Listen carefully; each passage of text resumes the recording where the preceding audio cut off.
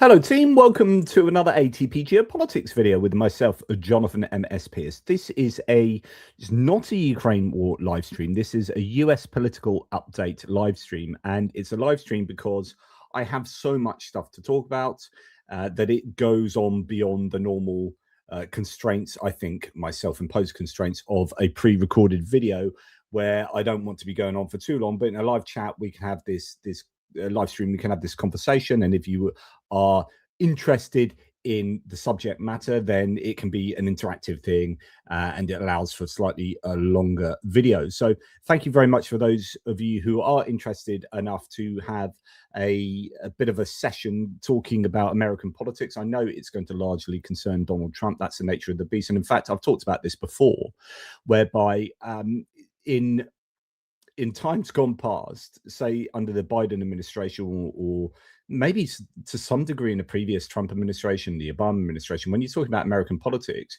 you're talking a lot about the Congress, you're talking a lot about the Supreme Court, you're talking a lot about this, a lot about that. It seems that most news at the moment is focused in on Trump himself and the cabinet around him, which and not about Congress, not about what the Senate is doing or about what the House of Representatives is doing. And that, I think, is very much a reflection of the concentration of power into the executive. As I've talked about, the unitary executive theory, which is this idea that something the Heritage Foundation, Project 2025, wants to do, which is to consolidate that power into the executive, into the White House, and kind of take it away from the Congress and take it away from the Supreme Court, from the judiciary. And that is, I think, represented by the fact that all the news is coming from Trump, because he's very newsworthy, but actually he's making all the decisions unilaterally. He's doing everything by executive order, so he's not including the rest of the infrastructure of the American government. So when we talk about American politics, we are almost necessarily talking about Donald Trump all the time, because he's the one that's doing everything, and that's kind of the problem. But he is also just incredibly newsworthy because he just commands the news cycles so well, by design, arguably. And this is, I've talked about the psychology of the mere exposure effect before. It's how advertising works, which is the more you talk about something, the more you see something, the more something is discussed or mentioned in front of you, the more you are exposed to it, the more credible it becomes and the more attractive it becomes. And so Trump being in the news cycles is exactly how Nigel Farage works in the UK. He is on BBC Question Time the whole time. He is on your television all the time. The BBC and Sky can't get enough of recording his press conferences, rather than the Green Party or the Lib Dems or any other arguably larger party by number of elected representatives around the country. But no, Nigel Farage is so newsworthy and so good for the cameras, good for the sound bites, that he's on TV all the time, and that acts as advertising. Is literally how advertising works. And then suddenly, why do I like Coca-Cola so much? Oh, it's because I've seen 8,000 Coca-Cola adverts the whole time. They're subliminally around there. Well, why do I find Nigel Farage more kind of attractive as a political proposition? Why do I find his claims more credible? Well, that is the mere exposure effect, and that is how it works. So Trump does that very well. Populists do that very well, and they become very popular amongst the population for doing that. Commanding the news cycles is so very important. That's why, as far as, say, Labour is concerned in the UK, or the Democrats in the US, or any party in the world, really, it's about commanding the mechanics of messaging, which is the social media platforms and the mainstream media platforms, both legacy and new media and social media. You need to have control over those platforms, over the mechanics of messaging, in order to get your message out there. And if you don't control any of them, you're in trouble. So Labour in the UK don't control any media outlets. They have the Daily Mirror as a smaller tabloid. They have the Guardian as a kind of broadsheet, smaller readership type paper, and they don't have any TV stations. Who champions Labour? Honestly, from a media point of view, who champions Labour? Virtually no one. You go onto Twitter, and it is an anti-Labour situation. And the same in the United States, same as any country. So if you're the French government or whoever you are, you've got to be thinking, how do we get our message out there? Especially if we don't control these media spaces, or have not even controlling them from a kind of Elon Musk control point of view, but control them as in we have a presence there that we can stamp down our narrative, and it is heard. That's just not happening in the UK, and it won't happen until they make some massive change. And for the Democrats in the US, it's until someone buys a big TV station like George Soros, and there have been moves to buy talk radio stations, possibly again. That's back on the agenda. I talked about that about a year ago. I don't know what's happened since then, but I think Soros was looking at acquiring some radio stations there. But that's where the battle should be taking place. Yeah, the Republicans in America, the right wing in America, have just sewn it up. They've just done such an amazing long-term strategic campaign of buying up the media spaces, or then Donald Trump comes along and sues them into submission. So you've got CBS. Yeah, Barry Weiss interviewed Erica Kirk the other night in a town hall. That was a massive ratings flop, by the way, which is great. But Barry Weiss, who's been put in charge of CBS News now as this kind of right-wing ideologue, anti-woke ideologue, she's then interviewing Erica Kirk, and that's the kind of big Saturday night thing on CBS News, where it's 27% down on viewership. So I suppose that's one good thing. But that's Trump controlling CBS. Then you've got Paramount looking to buy, although it looks like it's going to go to Netflix now, but that's not going to be a problem because Netflix don't want CNN. But anyway, Warner Brothers Discovery, going to be bought by Paramount or bought by Netflix, but it's all about CNN, I've been arguing. And Trump knows it's all about, to Trump, it's all about CNN. So it's controlling these media sources, and having Rupert Murdoch on side, and then you get hold of the Murdoch empire. That's what it's all about. Anyway, I digress. I haven't even started yet, and I'm already ranting away. This is why I wanted a live stream, because I knew it was going to be a bit of a digression. But anyway, let's start with, we're going to start, I guess, a good place as any is going back to actually, no, not that. I didn't mean to. Actually, yeah, let's start there. Why did I have this? There was a method to my madness. So I got this one first, which is very much a geopolitical thing. And this is a very fascinating thing for Donald Trump to have just said. So it's a long one. Venezuela is completely surrounded by the largest armada ever assembled in the history of South America. It will only get bigger, and the shock to them will be like nothing they have ever seen before, until such a time as they return to the United States of America all of the oil, land, and other assets that they previously stole from us. The illegitimate Maduro regime is using oil from these stolen oil fields to finance themselves, drug terrorism, human trafficking, murder, and kidnapping. For the theft of our assets, and for many other reasons, including terrorism, drug smuggling, and human trafficking, the Venezuela regime has been designated a foreign terrorist organization. Therefore, today I am ordering a total and complete blockade of all sanctioned oil tankers going into and out of Venezuela. And I wonder if this has got something to do with, he's going to make an address from the White House tonight, I believe. Is that correct? And I'm fairly sure it's going to be about Venezuela. The illegal aliens and criminals that the Maduro regime has sent into the United States during the weak and inept Biden administration are being returned to Venezuela at a rapid pace. America will not allow criminals, terrorists, or other countries to rob, threaten, or harm our nation, and likewise will not allow a hostile regime to take our land, oil, land, and any other assets, all of which must be returned to the United States immediately, all caps. Thank you for your attention to this matter. This smacks, as Konstantin from Ukraine actually says, Venezuela must return the land and oil it's stolen from the US. Yeah, okay. But Chris Owicki then adds, I'm getting very strong Putin and Donbass vibes from this. And you do. You read this, that's essentially not too dissimilar from what you can imagine Putin might say if he had the language of a 10-year-old. And then you're thinking, well, why is it that the US is aligning itself more with Russia than with Ukraine in the peace negotiations and generally geopolitically at the moment, and you're thinking, and I've said this before, that if they were to roundly and soundly criticize Russia for what they've done in Ukraine, then they would have no leg to stand on with regard to what they want to do with Venezuela. Putin has given Trump the blueprint for Venezuela. And I think that is pretty damned worrying. This kind of peace president that stopped 8 or 9 wars, even though he hasn't, and that's a load of rubbish, and Cambodia and Thailand are just kicked off again. You've got a displacement of 500,000 people there.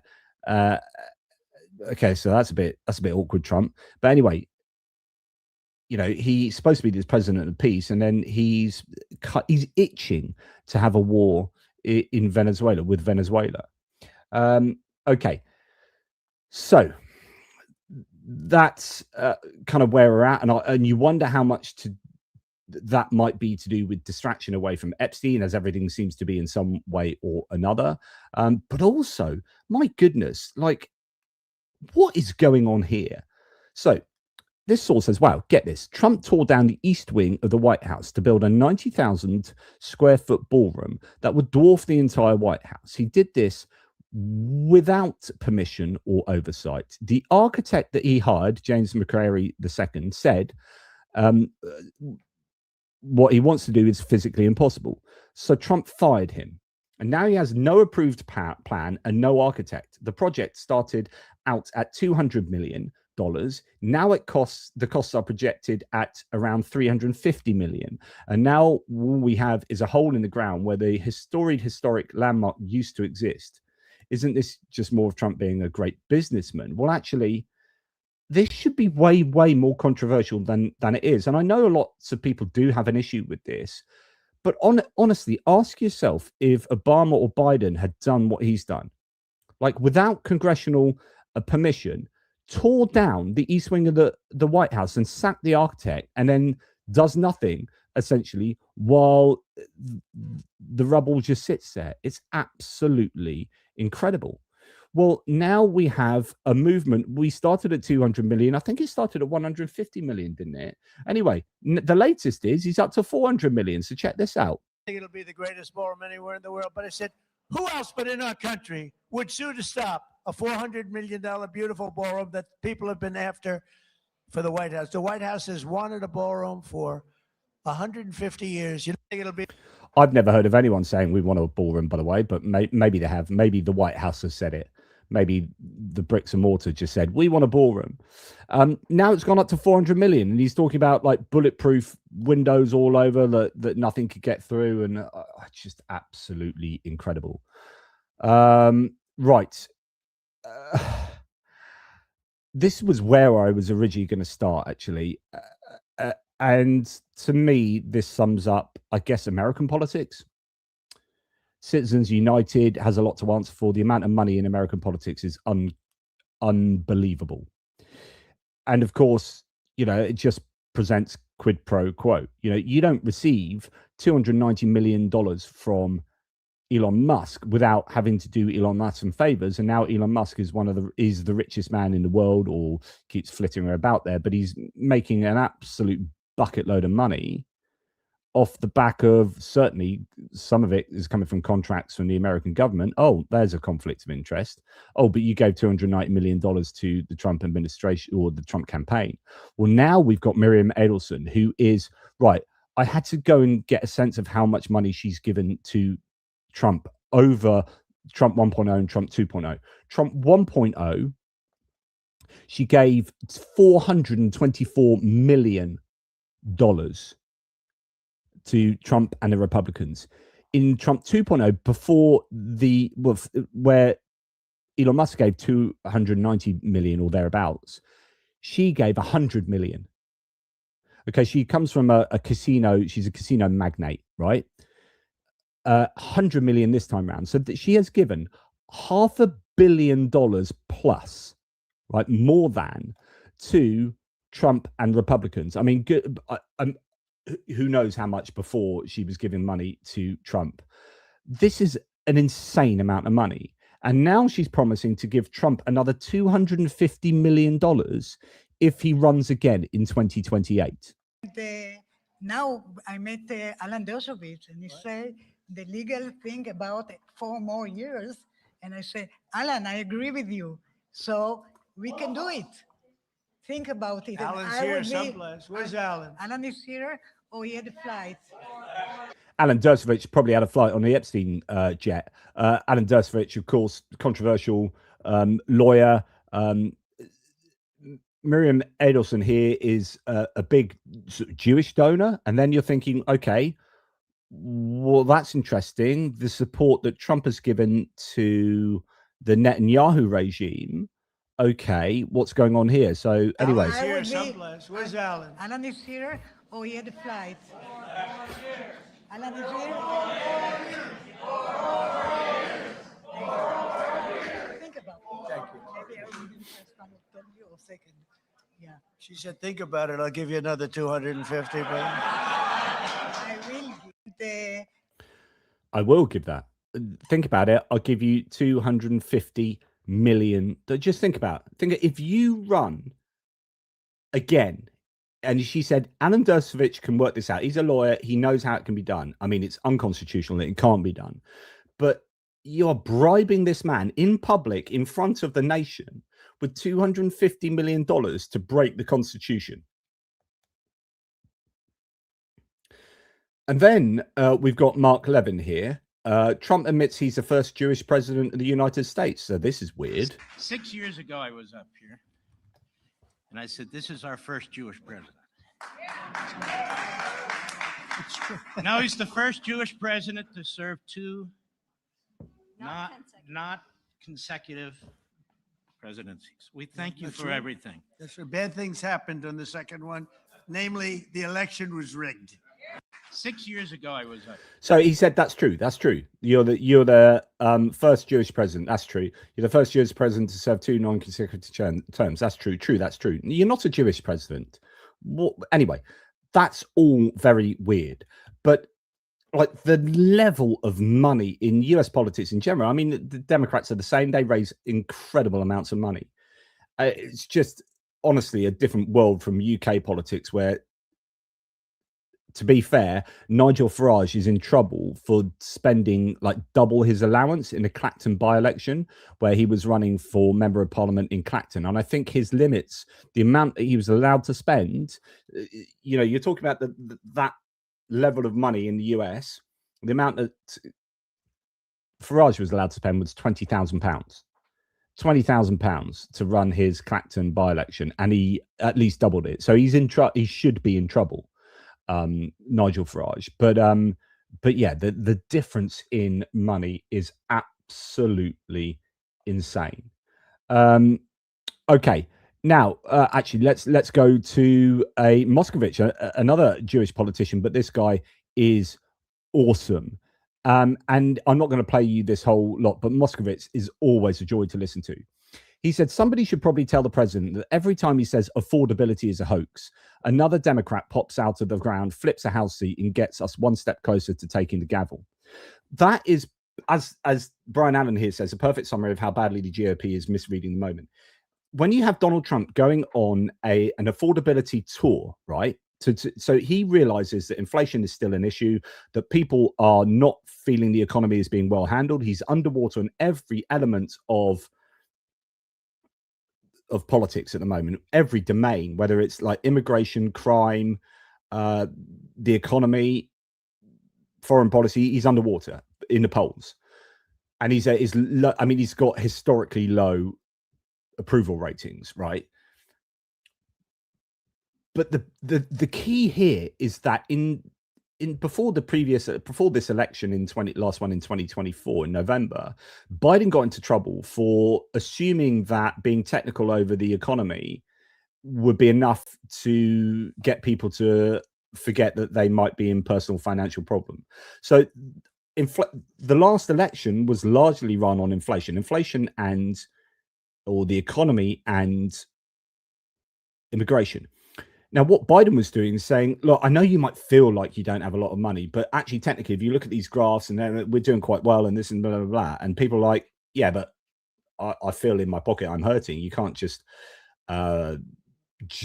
rationally justify me out of my own lived experiences. And that was seen as a bit of a problem. And yet that's exactly, and that was seen as partly why Trump got in November 2024. And interestingly enough, we're less than a year into his administration, and he's doing exactly the same thing. Trump is he's saying, "Oh, you guys all feel like you're everything's much more expensive than it was." And bear in mind, he said he was going to solve it on day one, and then he was going to do this and do that, and he's achieved none of that. But he's just come out and said, "Well, affordability is a hoax, right? It's a Democrat. It's not a hoax. Like the term it doesn't really make any sense. Affordability is a thing. It's just how affordable things are. It's not a hoax. Anyway, the fact that things are more expensive is not a hoax. It is in the data. Now, you can't just come out and say, oh, you don't need as many dolls. You don't need 37 dolls. You just need 2 dolls. Maybe don't buy as many pencils, which is literally what he said when he went to Pennsylvania the other night on this affordability kind of tour thing. He's claiming that the whole thing's a hoax and you don't need to buy as many things. Okay, fair enough. We can have that discussion about materialism. And you don't need 37 dolls, but no one's buying 37 dolls. When the cost of ground beef is up 30%, people are worried about actually getting food on the table. And when you're messing around with SNAP, food vouchers and whatnot, and when you're messing around with the welfare system whilst also giving tax breaks to the rich and famous, that hurts a little bit with the base. At least it should do. So he's in a lot of trouble, and he's denigrating people who feel that they can't afford things by saying it's not real, it's a hoax.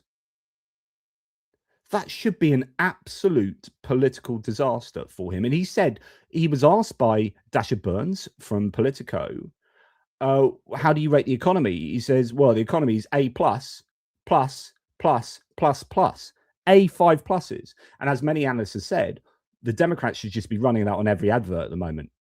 Do you feel like things are more expensive, which you should do because they are more expensive and tariffs are really hurting? They're starting to come in now. Manufacturing jobs are way down. Jobs in general are down. Things aren't looking good. We've got the highest unemployment, 4.6%, I think it is, the highest since 2021. Yeah, and then your man over here is saying it's A+, plus, plus, plus, plus. And you shouldn't buy so many dolls. And man, you don't need that many pencils.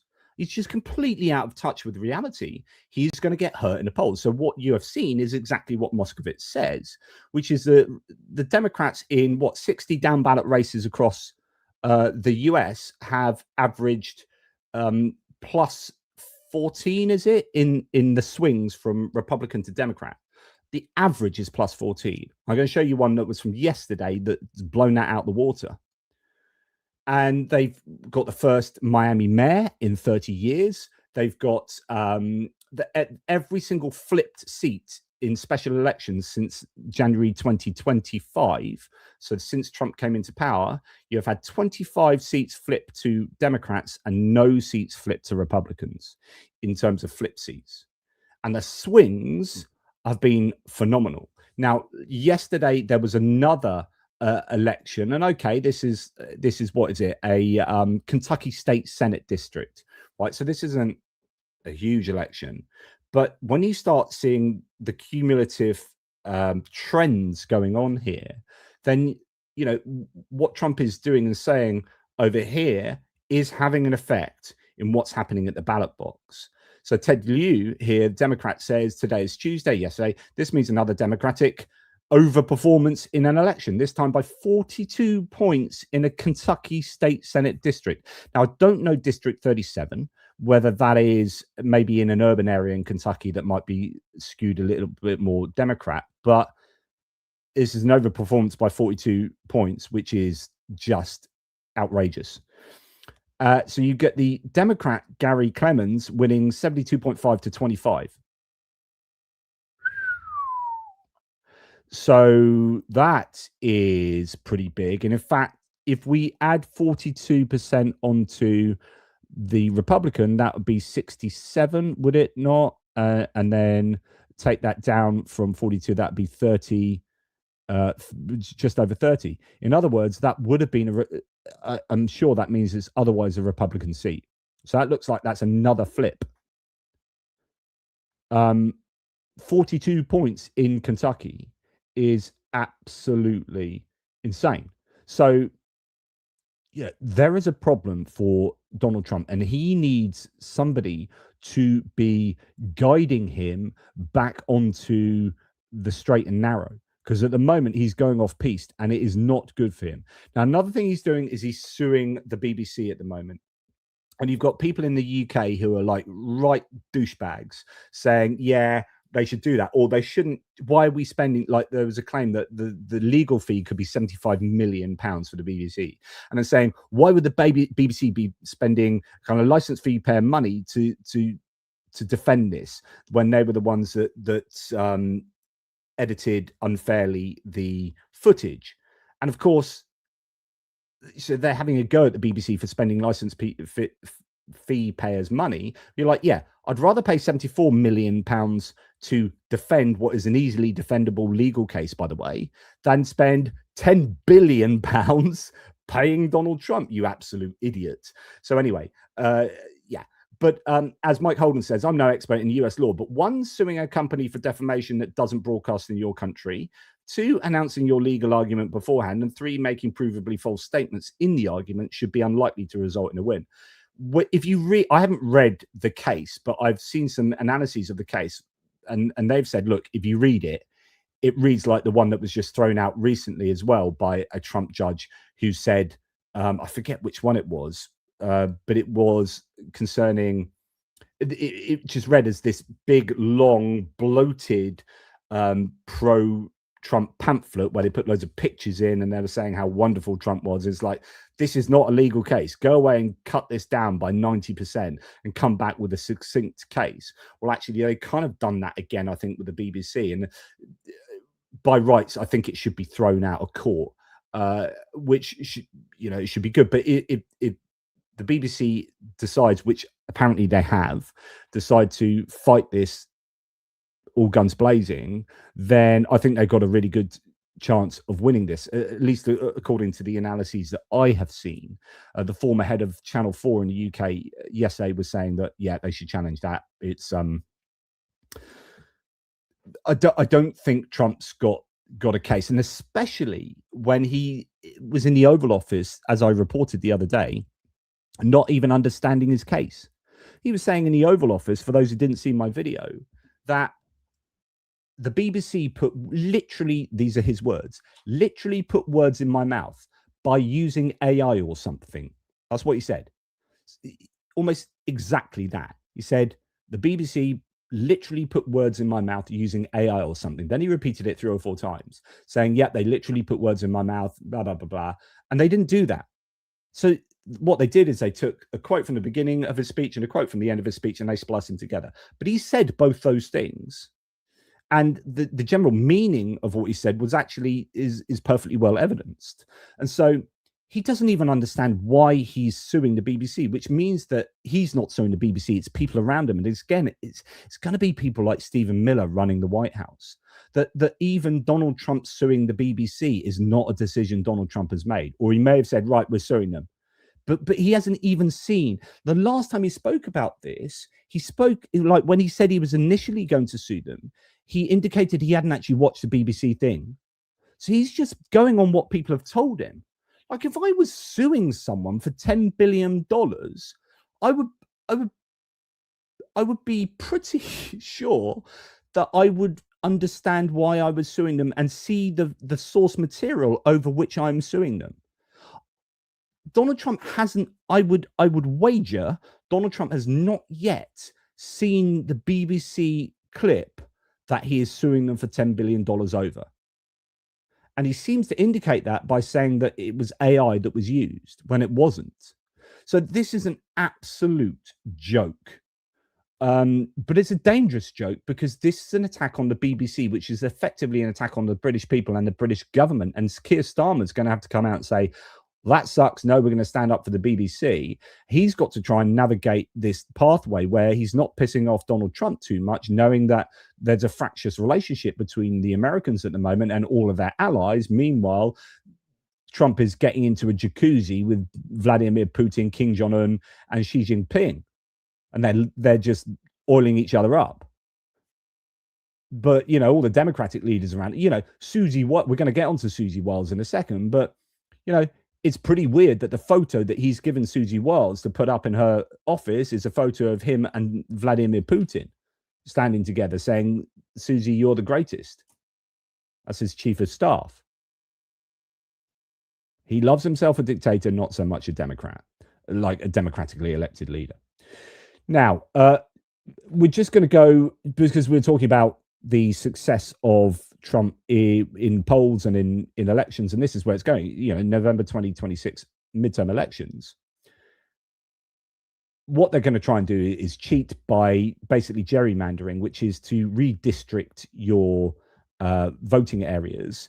And normally you would do that after you have a census. So 2020, 2030, 2040, you have a census, you know who lives where, and then you can change districts on the basis of a census.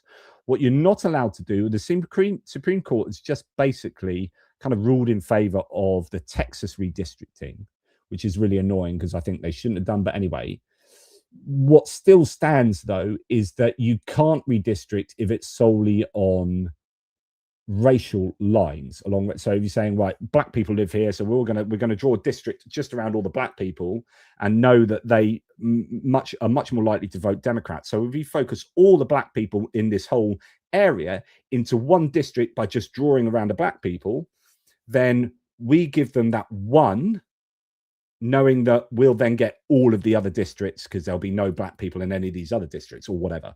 I'm simplifying here. The idea is that you say you got 6 districts and normally it'd be like, or 10 districts, normally it'd be like 3 districts would vote Democrat and 7 would vote Republican. Well, if we draw around all the black people here, then actually we're concentrating all the Democrats into one district, so they get 1, and then the Republicans get 9, so they gain a couple by redistricting. Now, if you do that along racial lines, that is illegal, but you can still redistrict along any other kind of demographic lines, which seems to be rather cherry picking to me, or rather double standards to me anyway. I think any kind of demographic redistricting for a political gain should be ruled out. I mean, it should be independent mapping being done anyway. So you've got all this redistricting going on, and initially it was looking like the Republicans were going to gain loads of seats, but it's turned out that hasn't happened. So they're going to gain in Texas, but then California brought out Proposition 50 that got voted through with great ease. So the difference is Trump said, I want you guys to go and find me some more seats. So he's then told all these Republican areas or politicians to go and find him more seats by redistricting. And the Democrats under Gavin Newsom, particularly in California, said, well, look, we don't like redistricting. We tried to bring out a bill in the last under Biden that would rule out redistricting unless and make sure it was done by independent organizations who would do the mapping. But every single Republican voted against it. So we tried to make this fair, but the Republicans don't want it to be fair. So either we sit back and let the Republicans redistrict everywhere, and then we lose a whole bunch of seats and might not ever be able to get back the House of Representatives, or we fight fire with fire. And we don't like doing it, but we redistrict ourselves. Now, what Gavin Newsom did very cleverly is he said, if Texas do that, then we will do this. We won't redistrict unless they do it. If they do it, it means fight's on. So it says, we'll do that, but also we'll put a term limit onto this. So it's not forever, and so on and so forth. And if they then repeal that, we will repeal ours. And also, we have to vote for this. So I'm not going to decide to just redistrict. I'm going to put this as Proposition 50 to the electorate of California, and you guys tell me whether we should redistrict given that Texas has done it. Overwhelmingly, California voted for this. So it wasn't just a diktat from the top. Gavin Newsom said it's going to be democratically brought about, and it's going to be slightly fair, and it'll be limited in time, right? And then California can then redistrict, get a load of seats themselves. So that then counters Texas, and then you've got these little battles going on elsewhere. So I think Virginia is looking like getting a load for the Democrats, and then other places for the Republicans. So then you have this situation in Indiana, and this is proper fascinating. So Indiana is Mike Pence district, right? And Mike Pence doesn't like Donald Trump, the former vice president under Trump in Trump 1.0, who was thrown under the bus, hang Mike Pence, January the 6th. That was all about Mike Pence basically validating the Electoral College votes and whatnot. Trump didn't want him to do it. They all stormed the Capitol. Mike Pence is an Indiana man, and he has the support broadly. He can pull strings in Indiana. So Indiana, as a very Republican place, then said, well, Trump asked Indiana, or demanded Indiana redistrict to get him more seats.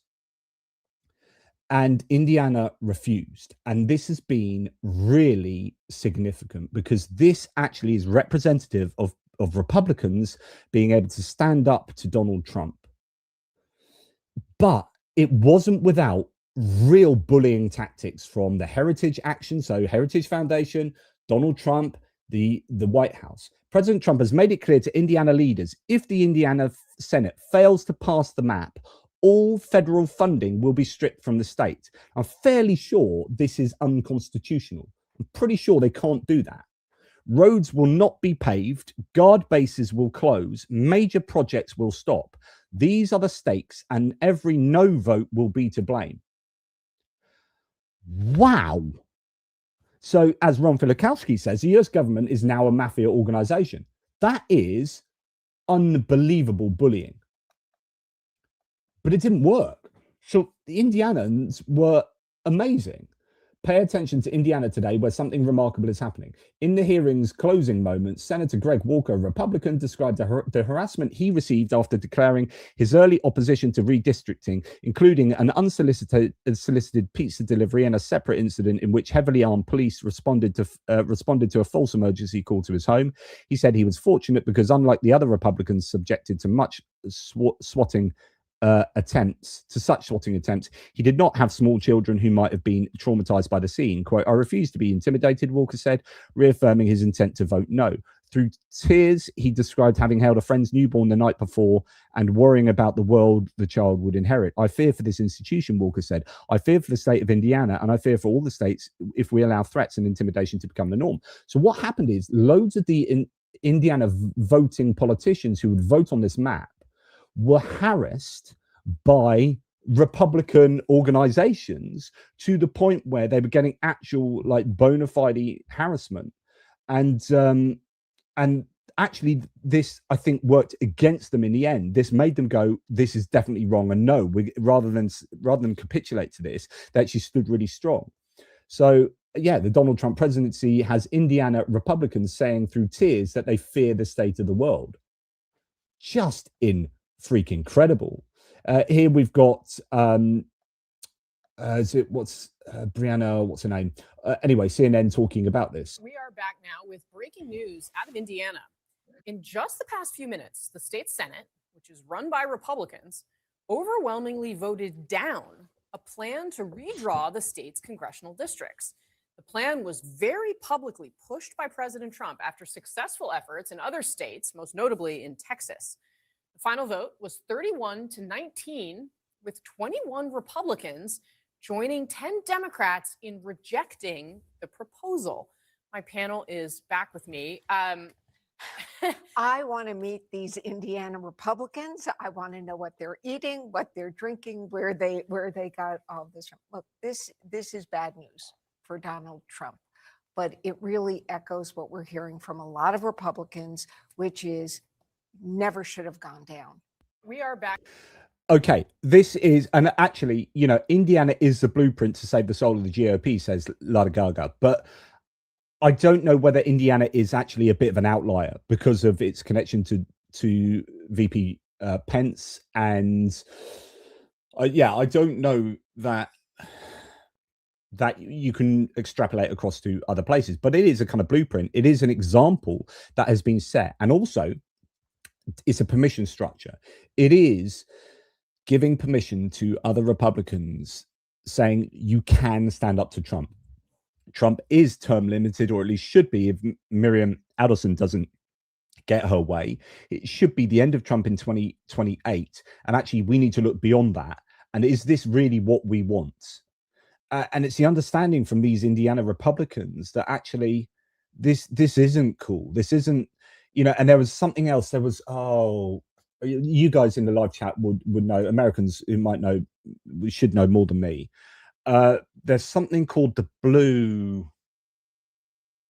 There's a norm that is a gentleman's agreement between entities that, like, if you do this, then we won't do that. And it's something, and it was another thing that the Trump administration wanted to get rid of. And I think some Republicans have voted to save that thing. And that was another example of Republicans standing up to pressure to keep like the norms and traditions of, you know, decent politics going. I forget what it's called, but if anyone can remind me, it's called something like the blue something. It's a gentleman's agreement. Anyway, so that was another example, rather like Indiana, that there are cracks showing that permission has been given. So, you know, there have been some humiliating days for Trump recently, although I talk a lot about the worrying amount of power he has. Luckily, he isn't. Is it the blue chips? Yeah, it might be the blue chips. Thank you. Go and look it up. Pretty humiliating day for Trump, folks. Trump's political capital reserves are depleted. Couldn't stop Epstein bill from passing. 0 out of 3 indictment attempts on Letitia James. Couldn't get the new map in Indiana. Huge swings to Dems all over the country. His political career is on life support, and we're not even a year in. This is a remarkably pathetic, sad presidency. There is a truth to this, that actually, this is what happened in Trump 1.0. And the problem is people have very short memories. Or is it blue slip? It might be the blue slip, actually. Yeah. I think it is a blue slip, actually. So anyway, people forget what happened in Trump 1.0, as far as I remember, and I've forgotten, which is it was so freaking chaotic that it ended up like all falling apart and unraveling. And then you have a blue wave in the midterms. Hopefully that's going to happen this time, because actually it's looking even more kind of crazy and chaotic, and it's just not ideal when you've got, you know, Republicans trying to bully other Republicans to do things that are distinctly undemocratic. And then you got, you know, Letitia James as well. You got the really retributive nature of, remember, before Trump got in, he was saying, look, the Democrats, Biden's weaponizing the DOJ, the Department of Justice. He gets in and weaponizes the Department of Justice completely. And in fact, the insane Susie Wiles, I was going to say leaks, they're not leaks, they're her statements, show you, I think, that Trump is truly retributive, and that's what drives him, is retribution. And he will use the DOJ to his advantage. So we're going to move on now to the Rob Reiner statement, which I'm not going to go through it again. It was just absolutely horrific. Rob Reiner, yes, a Democrat, yes, a critic of Trump, but be a decent human, Trump. He's just been stabbed to death, and his wife stabbed to death. Go and say, look, we didn't see eye to eye, but my goodness, this is horrific. I feel so bad for his family. Let's try and put an end to these horrific things from happening. Let's work together, and let's be unified as a country, or something like that. But instead, he goes, Reiner, you massive Egypt, I hate you. And also, like, because I think we understand now that it looks like he was stabbed to death by his son, who has issues with addictions and whatnot. But Trump here said that he was killed because he had Trump derangement syndrome. So he's lying. He's making up stuff at a time where you really don't want to be doing that. So he said, reportedly so he's saying they were killed together with his wife. He was killed reportedly due to the anger he caused others through his massive, unyielding and incurable affliction with a mind-crippling disease known as Trump derangement syndrome. So he's saying that this guy and his wife were killed because he criticized Trump. And then he goes on to say, and he shouldn't be able to criticize Trump because I'm so amazing. This is one of the most tone deaf. It's not just tone deaf, it's morally egregious what he did. And actually, this has really upset a lot of people. But he's doubled down on it. This is Trump when he's questioned on this, saying, meh. A number of Republicans have denounced your statement on Truth Social after the murder of Rob Reiner. Do you stand by that post? Well, I wasn't a fan of his at all. He was a deranged person as far as Trump is concerned. He said he knew it was false. In fact, it's the exact opposite, that I was a friend of Russia, controlled by Russia. You know, it was the Russia hoax. He was one of the people behind it. I think he hurt himself in career-wise. He became like a deranged person, Trump derangement syndrome. So I was not a fan of Rob Reiner at all in any way, shape, or form. I thought he was very bad for our country. Yeah. So, do you stand by your statements? And he eventually, essentially said, "Yeah, 100% stand by them." And I'm going to go to town. I'm going to say he's even worse. I'm now going to call him deranged, just outright deranged person. And he was very bad for our country.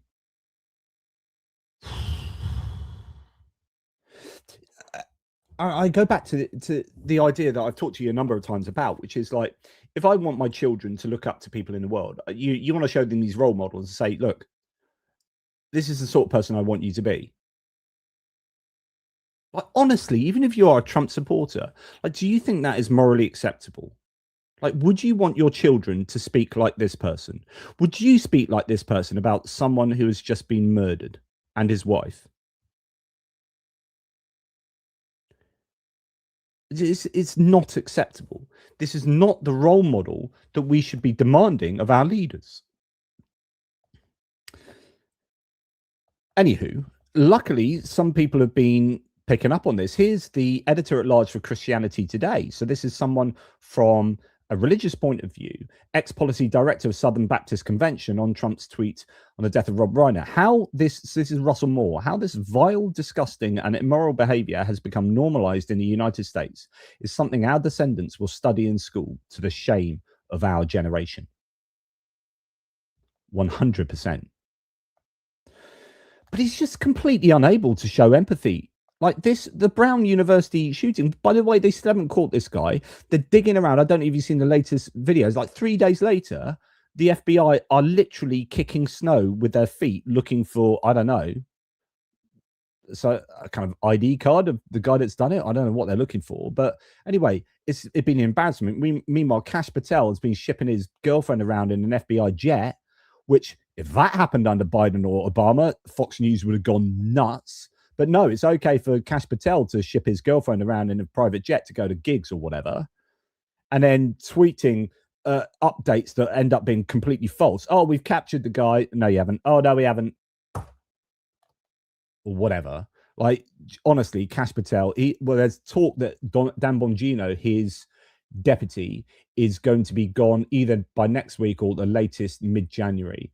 Is the rumors coming out from those in the know? Take that with a pinch of salt, obviously, but Dan Bongino could go, and that makes sense because the whole Epstein files scandal has been, you know, if you've got Dan Bongino and Kash Patel coming in saying, yeah, we're going to blow the Epstein scandal files out of the water, we're going to get them, you know, it's these FBI who have got jurisdiction over this. This is why they haven't been released. Then they come in and then they're like, oh, there's nothing to see here. No, I'm in charge of the FBI, but no, it's not our fault. No, but you just spent like last 2 years telling us it was. Oh yeah, no. Okay, so Dan Bongino, it's probably fairly plausible that he's going to walk, especially as he doesn't get on, I think, with Pam Bondi, who is the Attorney General. So anyway, Brown University shooting. This is Trump's response. This is from the heart. That I got a little bit emotional when I listened to it. Beautiful words. And Brown University, great school, great, really one of the greatest schools anywhere in the world. Things can happen. So to the 9 injured, get well fast, and to the families of those 2 that are no longer with us, I pay my deepest regards and respects from the United States of America. Thank you very much. It's a very Brown. Okay, but essentially the meaningful words there are, and wait for it, things can happen. Oh, the scourge of violence in our public place. Things can happen. Things can happen. Things can happen, can't they? Things can happen.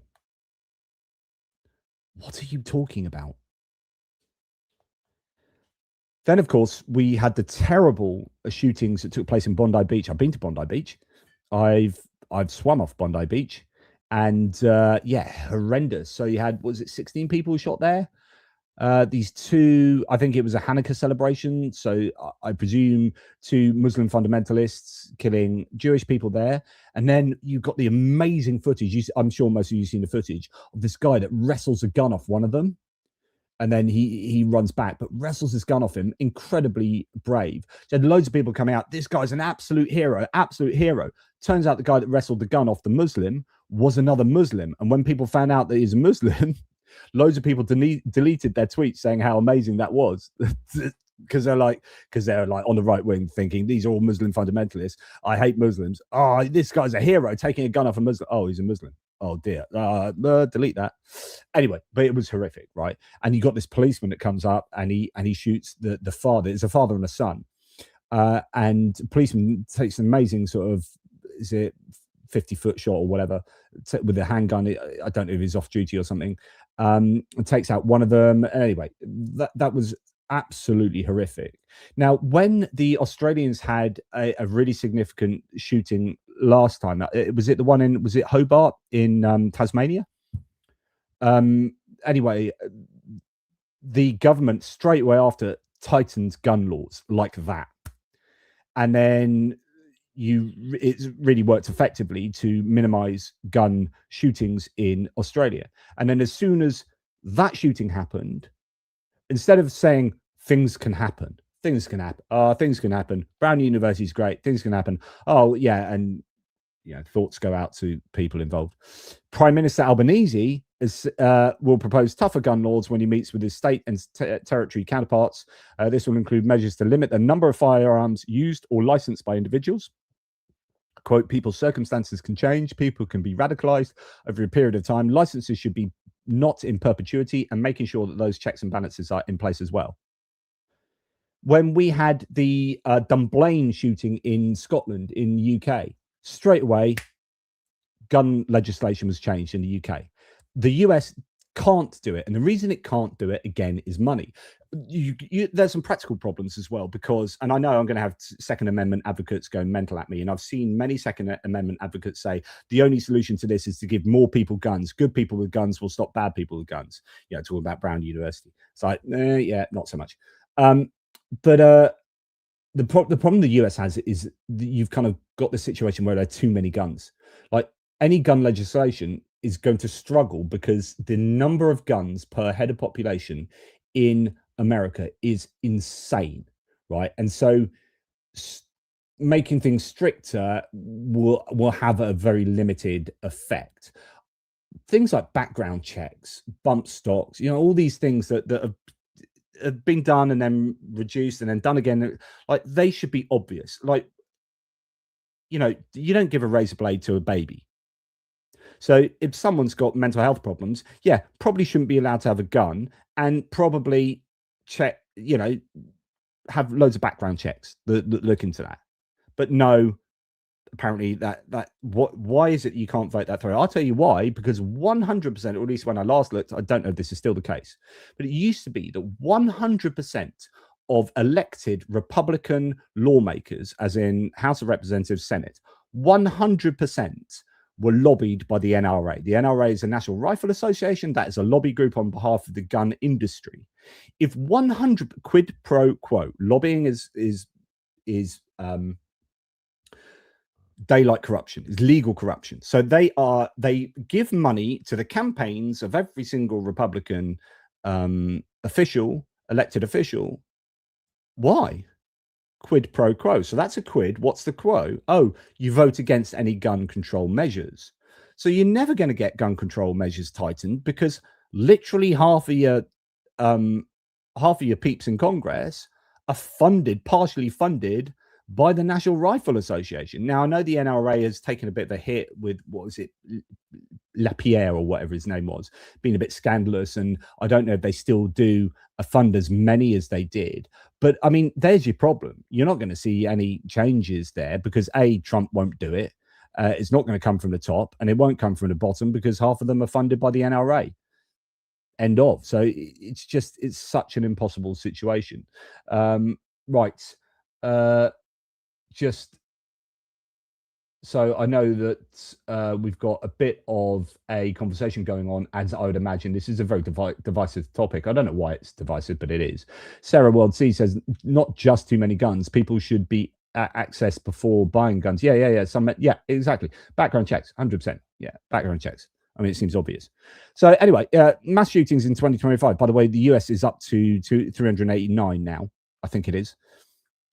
This year, Italy, 4 mass shootings. Germany, 3. UK, 3. I can't even remember any. Australia, 2. Japan, none. South Korea, none. The United States, 389 actually now. 389. Like, the outlierness of it is absolutely insane. So something has to be done there. And at the moment, everything the United States has been trying for 50 years now has not worked. So stop saying, oh, okay, it's not the guns, it's the shooter. It's mental health. Okay, well, if you think it's mental health, if the problem is in mental health and not the fact that anyone can get a gun, then maybe do something about mental health. Maybe pile an absolute ton of money into mental health. What you've done instead, you've given tax breaks to the rich, and you're trying to strip money away from SNAP payments and Medicare so that you can pay, so that rich people can make more money. How's that helping? Like, even if we're going to grant pro-gun advocates the argument here and say it's not about having more guns, well, what is it then? And then fecking solve that. Because you ain't solving that, mate, because it ain't getting any better.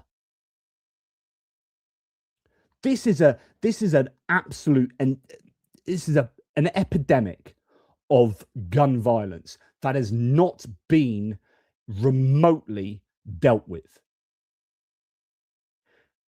Either deal with it outside of legislating guns, regulating guns more, and or regulate guns more. But freaking do something, because you ain't doing jack at the moment. It is not working. Some of the reactions were pretty incredible. Laura Ingram, who is what's that word? It's quite a small word. Oh, what's that word? Oh, that's it. Git. She's an absolute git of a human being. Laura Ingram initially, and I love this. So what happened in Bondi Beach? She is like, authorities in Britain couldn't stop the shooters firing in broad daylight for what seemed like an eternity. So this man stepped in, be vigilant. Moment hero tackles a Bondi Beach gunman. She eventually deleted it, probably thinking because it came from the Daily Telegraph, it came from Britain. I'd love it if we had a Bondi Beach in Britain. Mate, I live a stone's throw from the beach. It's all pebbles. You cut your feet walking on my beach. Anyway, Bondi Beach, that'd be nice. Less sharks, for fewer sharks, thanks. That'd be... bloody hell, mate, you can keep those bloody sharks. So anyway, authorities in Britain, maybe it's because she thought, oh, a passerby had to stop him because the police don't have guns. So therefore it has to be Britain. Anyway, Laura Ingram, take a long walk off a short pier. Right, then we're going to get on to Susie Wiles, so the Chief of Staff. And I've done a video on this separately, so I'm not going to spend too long on this, but it is worth mentioning. If you want to see a really good analysis, the Bulwark, JVL, Tim Miller, and Sarah Longwell had a very, very good conversation about this. And one of the questions I asked in my breaking news update about this, which was, honestly, the comments from Susie Wiles are amazing. And if you don't know about this, you really should. So 11 different interview sessions of up to 2 hours each, I think. So maybe 22 hours of her talking to Chris Whipple, who, yes, from the Vanity Fair, but he's a freelancer. So he's not really, it's not like, oh, you know, you think that's not a serious interviewer. No, he's a very serious interviewer who's written a book on chiefs of staff, historical book on the chiefs of staff. So he knows his onions, and that's probably why she agreed to interview with him. And he recorded everything. So he was on CNN last night, where is like, well, she can't deny anything because it's all on record. I have the tapes, literally every quote. And apparently I was reading someone, it was Brian Stelter from CNN, saying, I used to work for Vanity Fair, and he said they fact check really well. The editorial board at Vanity Fair is really bloody thorough. So this article from Chris Whipple would have been, they would have had all the lawyers onto it. They would have fact checked it to the nines. And so Chris Whipple, he's got it all recorded. So she cannot deny any of this. So what she's come out and said is that, yeah, he's taken it out of context. And basically, he's not really taken it out of context. What he's probably done is not included all the bits where she's really nice about everyone, because that doesn't make it for as good reading, right? But it's not disingenuous in the way that she said. Like, if I say 100 things, right, and 10 of them, 100 things about, I don't know, Doris next door, and like 10 of them are horrific, say 10 horrible things, and I say 90 really nice things. Like, if you're going to write an article about my views on Doris, it's going to be like, well, yeah, that's a juicy stuff. I'm going to put that in the article. That's not disingenuous to the point that, yeah, okay, I have said 90 nice things, and it is in the context of lots of nicer things, but it doesn't make the 10 things I said untrue. And that's the point. It's like, yeah, okay, we are decontextualizing it slightly from like the larger sense of what you think about Susie Wiles thinks about everyone else in the White House and Donald Trump. Yeah, and you might have said how wonderful all these people are in these contexts, but it doesn't make it untrue that you think that Elon Musk is an avowed ketamine user and he's an odd duck, right? That's still true. So the way that she has defended herself against this article, these two parts to this article, and the way that everyone else has come out is quite interesting, because they're not denying the truth of it. And that's the key. So all of this stuff is true. Now, I asked the question, what was she thinking? Why did she agree to this? And I was wondering whether this is a kind of an out, or you are knowing that this is going to be printed, and therefore, you know, this is a way of allowing that criticism to be sounded. But I don't think it is the case. I actually think, and they said this on the Bulwark piece or podcast, it's probably a little bit more simplistic than that. So a couple of observations that I think are really important about Susie Wiles. First of all, and you can gather this from the observations as chief of staff from these articles, is that she is more of an office manager than a big thinker. And although like she's seen as one to keep them on straight and narrow, that is basically her job, rather than to be someone that says that's a bad idea because I'm going to give you a really rational argument against that from a political point of view. She's more like an office manager. I don't want to denigrate her as a professional, but actually she kind of admits this by saying, well, she said, one thing she said was, I'm not the sort of person that goes into the Oval Office and stops Donald from doing things that are unconstitutional or illegal, because he doesn't do that. And then in another comment, she says he won't stop bombing the boats until Maduro basically backs down. So in other words, he's going for a regime change, and that's why he's blowing up Venezuelan boats, which is to admit that what Donald Trump is doing is illegal. So she's kind of lying in some way. But she isn't. She sees herself as a facilitator rather than, so she facilitates Trump doing stuff rather than stopping him from doing things. And she doesn't stop. She's several times in the article, she talks about how, like, I don't know enough about that, or that's not my kind of warehouse type thing, which really, I think they've got it right, that she's more of an office manager. And when you understand, when Chris Whipple writes in parts that because you got 22 hours, imagine speaking for 22 hours with someone about a topic, right? Which, okay, it's a big topic, the government and all the people you work with and Donald Trump. But if you're speaking for 22 hours, you're not just sat down with this person. So what's a real big revelation, is that I think, doesn't he write in the article something like, while she was folding the washing, she said blah blah this to me or whatever.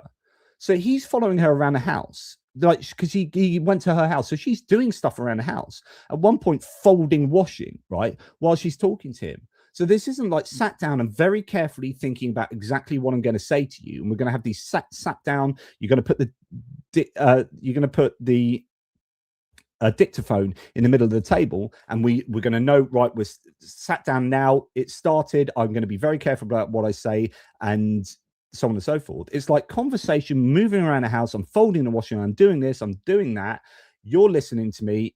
Okay, it's being recorded, but I may forget and may slip up, and it then becomes 22 hours worth of conversation about things where you are definitely gonna say things that you probably shouldn't have said, or you're gonna let things slip. So I think that these observations have been allowed to get out because he's had just an incredibly long time with her. You know, if you're thinking about articles like Time magazine articles written about Donald Trump, that's based on like a 45-minute conversation with Trump, where you got a set of questions and you go for that, and there you go, 45 minutes. And I've asked him a whole range of stuff, and he's given me these answers. 22 hours of hanging out with Susie Wiles at her house, she's going to be talking about all sorts of stuff. That's a whole different kettle of fish. So I think that's a more plausible explanation of how so many controversial things have got out, but probably an awful lot of positive things about these people.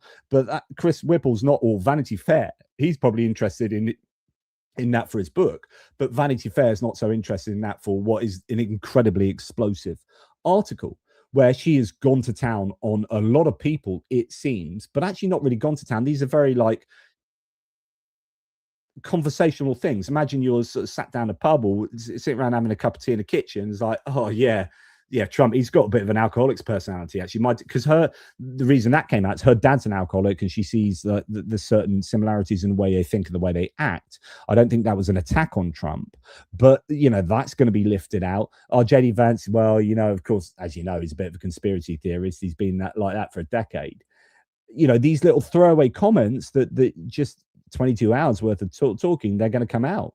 Elon Musk, he's an odd duck. Just the way that these are said, like they are odd duck. That's not, if you were asked a direct question, that's not how you would answer.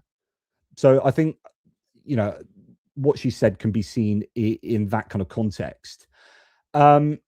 And as mentioned, you know, Chris Whipple isn't a random reporter. He's a prominent historian of White House chiefs of staff. So for his book, The Gatekeepers, he interviewed every chief of staff going back to the Nixon administration. So if you're Susie Wiles or any White House chief, the reason to talk to Whipple is to build your legacy, not to get press.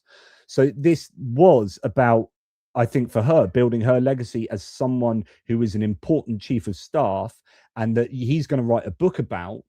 And he's doing his research, and you're letting out all these little things that give you a picture of what's going on. And then it ends up as a Vanity Fair big old article or two. Trump's chief of staff trashes the entire administration to a shitlib media outlet after 11 interviews, and then gets the entire administration to pretend that there's nothing wrong on social media, says this particular person. The biggest PR disaster for the 21st century. Now, you know this is bad when all of them came out and basically, like, interestingly defended her. She's not thrown under the bus like Anthony Scaramucci or someone like that, right? Reince Priebus and all the people from the Trump 1.0, whether Rex Tillerson, etc., etc. No, they have actually circled the wagon, and this is a very, very concerted effort, a centralized effort, you can argue. Right, we're on message. All of you, every single one of you, get out there now and say this in different ways. You've got to say this. And lo and behold, every single one of them went out and backed Susie Wiles to the hilt, which I think is very interesting. Yeah, I wonder whether there's more to come, whether there is actually another Chris Whipple article, or whether that is indeed the lot. Now, moving on, I find this very, very revealing itself. So comedian John Crist says after attending a recent Tucker Carlson party, he realized the world is just a stage. This is a fascinating insight, by the way. He claims Candace Owens, who's batshit crazy, she's embroiled in a legal case with the president of France and his wife, who she claims is transgender and is doubling down on it. She's also attacking all sorts of other people. She's gone down this crazy anti-Semitic, very much so, although you can argue, looking at Miriam Adelson and whatnot, that there is a great deal of power within the Jewish communities, and their lobbying organization AIPAC is incredibly powerful in Washington. But Candace Owens is taking it to another level, and she's got all sorts of conspiracy theories. She's batshit crazy. Tucker Carlson, who's gone off the deep end so much with his views, Marjorie Taylor Greene, who we know about, Turning Point USA, blah, blah, blah. And they all might attack each other or say insanely controversial things. But behind the scenes, these guys are all really friendly with each other. He claims Candace Owens, Tucker Carlson, Marjorie Taylor Greene, and Turning Point USA staff were all friendly with each other behind the scenes. Chris says that he was told the public feuds are largely for entertainment value and career advancement. So you had things like Nick Fuentes having feuds and all of this stuff going on. He's saying, yeah, behind the scenes, they're all mates. It's all a facade. I hate to say this out loud. Everybody is friends. Everybody's friends. I thought that was pretty interesting. Right. Okay. We're going to go on to serious kind of policy stuff here. We're going to start with RFK Jr., who is nuts. Measles cases 2020, 13, 2021, 49, 2022, 100, 2023, 59, 2025. Don't know what happened to 2024 there. Might be a bit controversial. 2000. Of course, there's a big measles outbreak because people aren't getting vaccinated because the guy you put in charge of your human and health services is an anti-vax numbnut.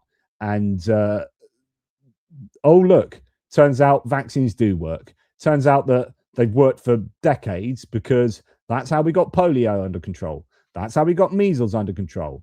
And then you come along with your anti-vax nonsense. And I don't want to hear any kind of anti-vax stuff in like, yeah, we can talk about, you know, certain elements of vaccines and blah, blah, blah. But just broadly speaking, like anti-vax movement is just tinfoil hat nonsense. And I'm not hearing any of it in the live chat. So don't bother.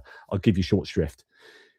But anyway, moving on to that, to the economy. Let's listen to a bit of Howard Lutnick here, the Commerce Secretary, saying how wonderful things are going to be. In them, you've got taxes coming down, no tax on tips, no tax on overtime, no tax on our Social Security, things like that. These things, and you drive GDP growth, real GDP growth, not the middling growth that we've gotten used to, this sort of 2% nonsense. This economy, the $30 trillion U.S. economy, can grow 4%. It can grow 5%. And I think under President Trump, you're going to see it grow 6%. And people think, oh, these things aren't possible. Lower rates, lower energy. You're going to have that growth. You're going to fix America doing both sides, raising wages, great jobs coming into this country, bringing down the cost of energy, bringing down the cost of interest rates. So he's going to have bringing down the cost of stuff, energy and interest rates. That's an interesting one. But general inflation, you're going to have more jobs. You're going to grow jobs, and then you're going to have this. You're going to have this growth, and it's going to happen. Honestly, it's going to happen. And it's this promissory note that you keep hearing that. Okay, well, you're 11 months in now, pretty much. You said you're going to sort this out on day one. It's just more lies. And then you've started a trade war with everyone in the world. And you have got AI looking like that is more and more of, I'm going to say a rude thing, a circular situation where, you know, one entity's paying money to another entity, that's Oracle's paying OpenAI, that's paying there, and then the money goes around and it goes around, and it's just got this big circle that's going to burst. Like AI looks like it's going to. There could well be some issues, not least with the industry itself and how well it can finance itself. And the argument is it can't make money enough at the moment, which it then needs as well to fund the data centers, the energy. But you've got Trump at the moment closing down solar farms and wind farms. Meanwhile, you need more energy than ever before. And these guys don't really have a sensible way of sustaining themselves, like economically. It's not a money maker at the moment. It just, yeah. And then, sorry, added to that, you have AI taking people's jobs, which is exactly what Howard Lutnick wasn't saying. So anyway, Trump promises a tariff-led golden age of manufacturing within a year. So that's what he promised on the 14th. That was 3 days ago. That was a year into his manufacturing jobs going down. So now he's just going, oh, yeah, but next year. And then next year comes on and says, oh, yeah, but year 3. And Howard Lutnick gets wheeled out. He goes, oh, yeah, we're going to have 9% next year. But didn't you say 6% last year? And that didn't work. Yeah, but next year we're going to have 9%. And it's just this constant promissory note that never comes about. You know things about when Trump changes his trademark from 2 weeks to 6 months to a year. That is what's going on. And of course, we know now he has stopped the publication of GDP data, which is what Howard Lutnick's saying. Hey, we're going to have this growth. Yeah.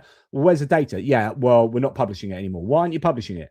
Because it doesn't say what we want it to say. Okay. So no GDP data, no jobs data. You're having to get jobs data from elsewhere, and no inflation data. And you keep stopping the reports coming out. Why would you do that unless they were bad? And by the way, how can then, I mean, surely if they were good, you'd be singing about them from the rafters, right? But you've got Trump doing that in an interview where he's saying, hey, it's A plus plus plus plus plus. So the economy is A5 pluses, but oh no, you're not releasing any of the data. Okay, well, that's a bit weird. So data is coming out. The US labor market lost 41,000 jobs over October and November, and the unemployment rate ticked up to 4.6%, which is the highest since 2021. So they are getting data from different places. I know they've got private data coming in. You've got the rejigging of October. So payrolls fell 105,000 in October. So I think that was a rejig. Rose 64,000 in November. So that might then get rejigged as October was. So October, they've then put that down another 100-odd thousand. August and September payrolls were revised down a total of 33,000. All told, the headline numbers suggest virtually no employment growth since April, which was Liberation Day, which is when he put the tariffs on the entire world. Unemployment is now up to 4.6%. This is a tricky report, so stay tuned. Measured job growth, says Justin Wolfers, has averaged a paltry plus 17,000 since April. The Fed estimates that these numbers overstate true job growth by about 60,000 per month. It's not conspiracy theory stuff, technical issues in the birth-death model. So the Fed estimates that even if the measured job growth is averaging plus 17,000 since April, it's actually overstated by 60,000 a month. So it's negative every month. Partly this reflects the delayed effects of Doge. Those who took the fork in the road went off the federal payroll in October. That subtracted 157,000 jobs in October and 5,000 in November. But the public sector is not the whole story. Private sector hiring remains weak and may have stalled totally. Since April, the numbers suggest monthly private sector job growth has averaged plus 45,000 a month, but the Fed reckons job growth is overstated by at least this month. Private sector's hiring over recent months is roughly zero or negative. Are we in a recession? Perhaps, maybe, hard to tell. The SARM rule focuses on a 3-month average unemployment rate and asking if it's risen half a point above its year-long low. The low was 4% in January. The latest average of September and November, with October missing, is 4.5%. That's up half a point, and it's blinking red. There's no mistaking the trend, and that's the unemployment rate ticking very firmly upwards. Okay, so data is not looking good there. Then you have manufacturing data, which is what Howard Lutnick was just talking about. Construction spend is negative under Trump, just like the first time. So you've got, I mean, the trend wasn't great recently at the end of Biden, but it's gone negative. So the question is that because of Trump, or are there other things going on there? Is that globalization? Is that AI biting? And all of these things could be true, like AI, globalization, plus Trump then starting a trade war with everyone, and inflation, and yeah, he's trying to reshore all these manufacturing jobs, but he's doing it in really weird ways, and like making these huge sweeping changes to, say, tariffs, and then some weeks or months later going, oh yeah, no, we're going to reduce the tariffs on bananas and coffee because it turns out we don't make them in the US. Well, yeah, I could have told you that. In fact, I think I did on Liberation Day. It's like, what are you doing tariffing bananas and coffee? You can't onshore that manufacturing.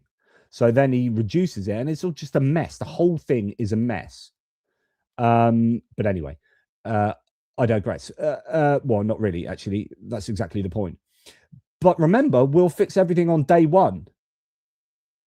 But they're still blaming Joe Biden. This is JD Vance. If you look at every affordability crisis that's confronting the American people today, it is traceable directly to a problem caused by Joe Biden and congressional Democrats. Why did homes get so... So he's just saying, still, day 328, and he was saying it's still all Joe Biden's fault. He says everything Joe Biden's fault. What, price of beef going up? Yeah, Joe Biden's fault.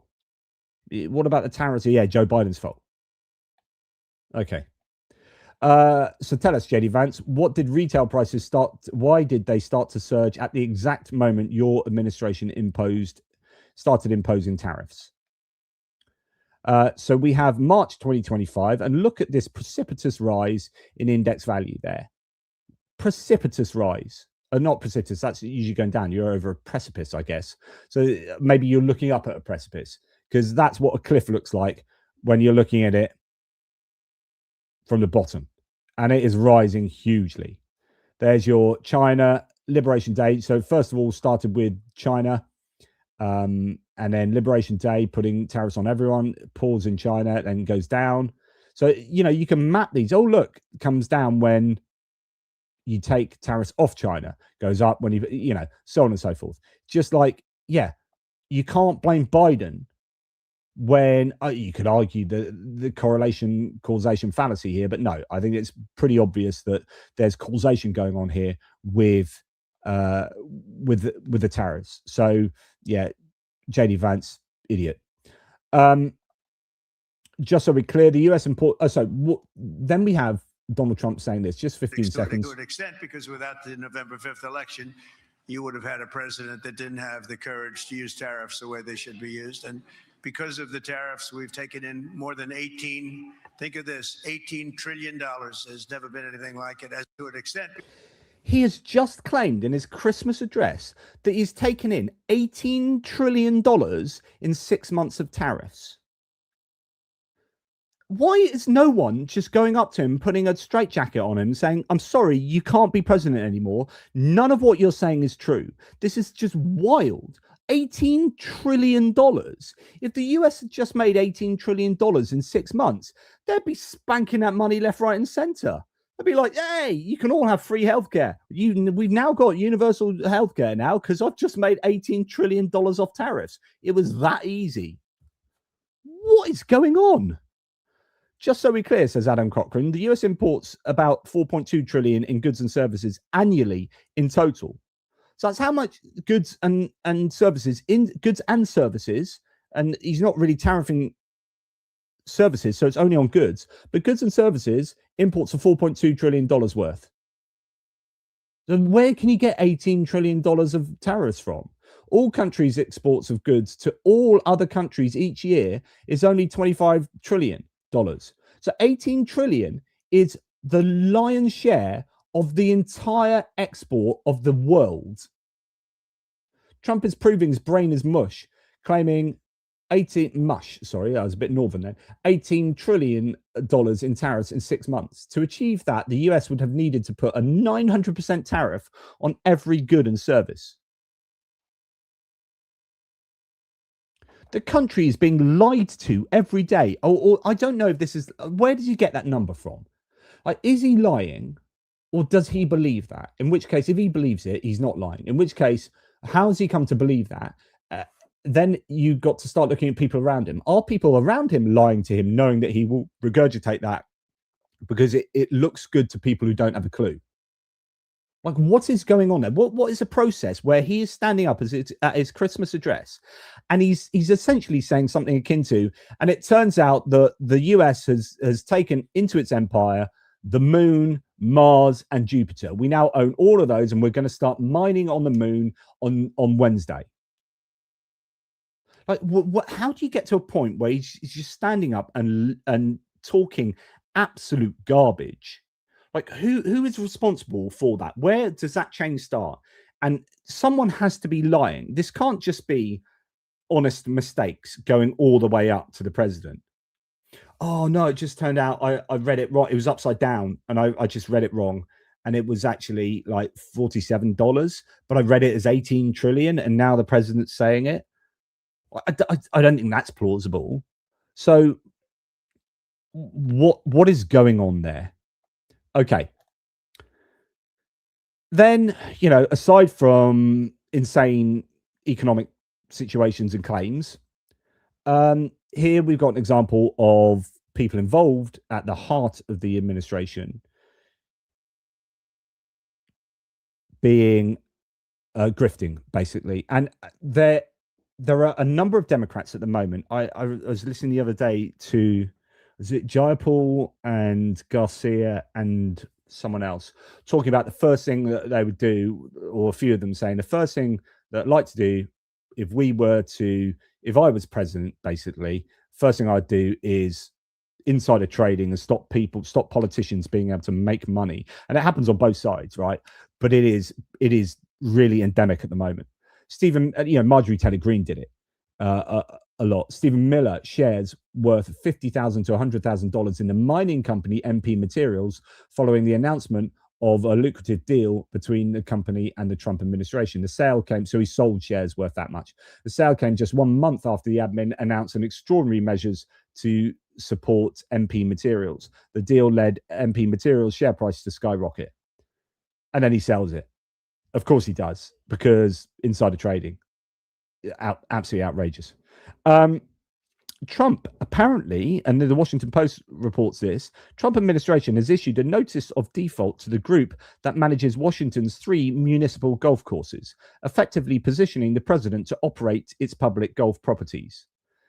So the Trump administration, vis-a-vis, qua Trump, is going to seize control of 3 public golf courses in Washington, D.C. If that's to be believed. I mean, just stuff like this, I'm just consistently amazed by. But talking about solar farms and wind farms getting shut down by Donald Trump, remember the Rhode Island wind farm, 80% finished, and he shuts it down because he doesn't like wind. Probably because from his Turnberry golf course in Scotland, he sees a wind farm out in the Scottish Sea out there, and he hates it. I don't want to be looking at wind turbines, so he hates wind. Killing all the whales, killing all the birds. So Trump, his ban on wind energy projects has been ruled illegal by a judge. So anyway, that is correct. Good news there. I don't know how I'd classify this. Is this grifting? No. Is this dictatorial insanity? Yeah, probably. He's going to build an Arc de Triomphe. It'll be the Arc de Trump, won't it? Let's face it, it will be the Arc de Trump. Unbelievable on policy. And we have a policy thing that's going to be unbelievable happening. Should I announce it or should I keep it quiet? I put Vince in charge of the triumphal arc. We're building an arc like the Arc de Triomphe.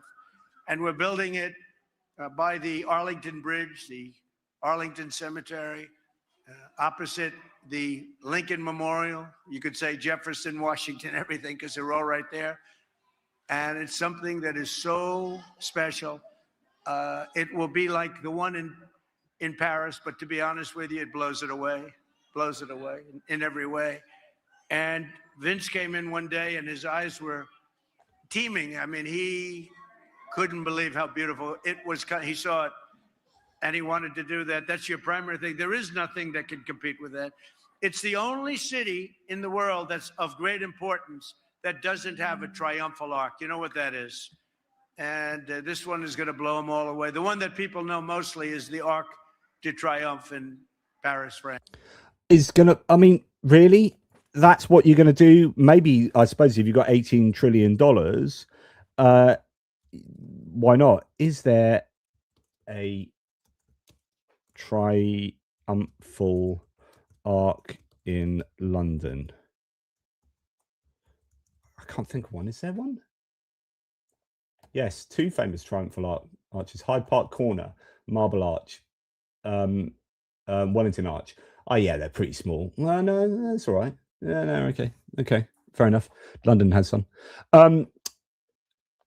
Okay, just it's a weird thing to be spending a lot of money on when. But again, I suppose if you've got $18 trillion in your pocket, why not?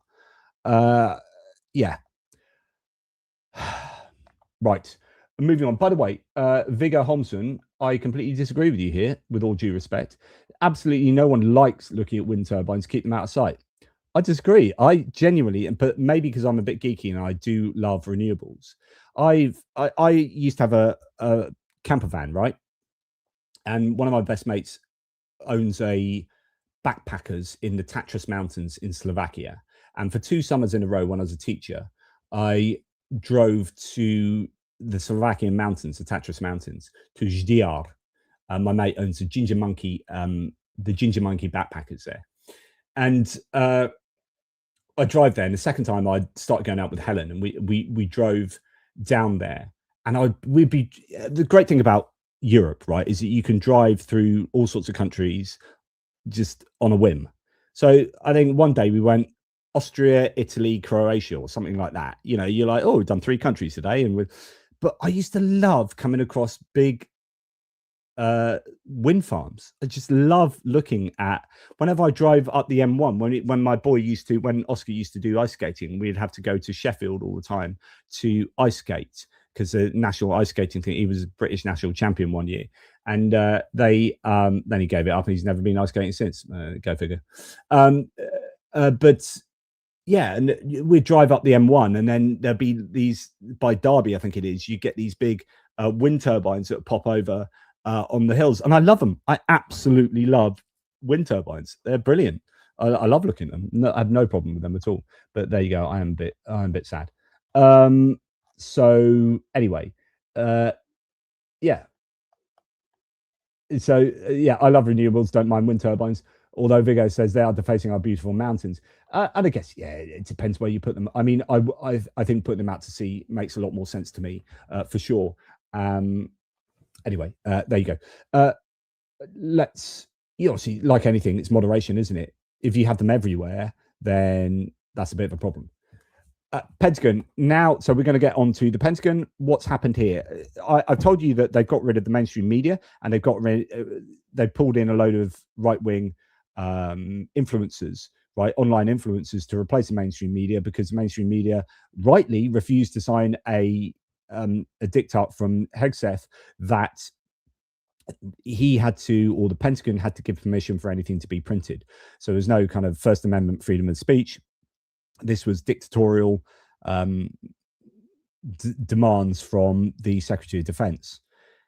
And rightly, all of the media, apart from OAN, said we're gonna move our desks, and we're not going to sign up to this, so we're going to clear our desks out and we'll leave the Pentagon.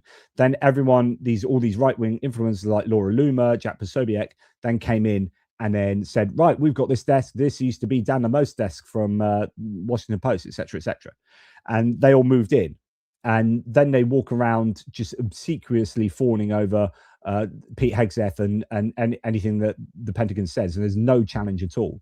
And they are not being held to account. There is no truth to power taking place. Anyway, Mother Jones reports that when Dan Friedman discovered a Goodreads page tied to an email of a top Pentagon official featuring books on Asian wife sharing, he did what any reporter would do. He asked the Pentagon questions.